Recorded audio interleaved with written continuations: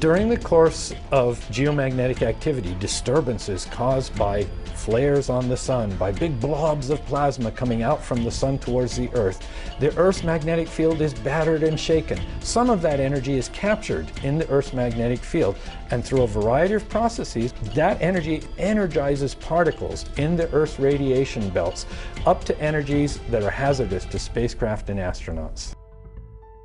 The Radiation Belt Storm Probes mission is NASA's mission to study the Earth's Van Allen radiation belts, two invisible regions of highly charged particles in space that surround the Earth.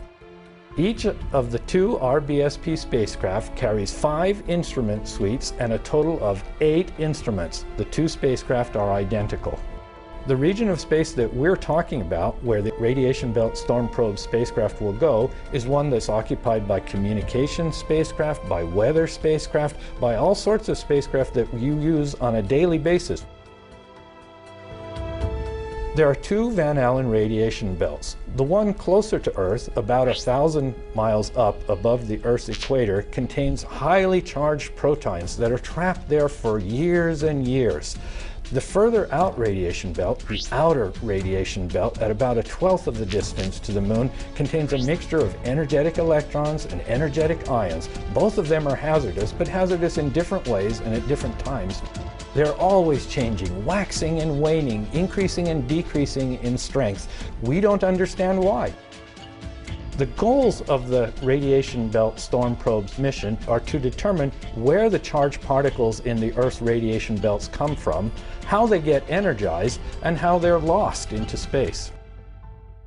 The first use for the data from the mission will be by scientists who attempt to understand the physical processes that are occurring in the radiation belts. They'll use those data to develop models for space weather in the Earth's environment, the hazardous features that surround us. However, the data can also be used by engineers to better design spacecraft. For example, if you know how much radiation is out there, you know how thick to shield your spacecraft with walls of metal. The Earth's radiation belts pose a hazard to astronauts. A hazard because radiation, prolonged exposure to radiation, can cause cancer. What we want to do is understand just how much radiation is out there and just where it is, and we can warn astronauts when to be inside and outside their spacecraft. The RBSP spacecraft are focused on the dynamic radiation belts in the Earth's inner magnetosphere. They're the only spacecraft that focus on those. Consequently, they're a critical component in the series of phenomena that link the Sun to the Earth.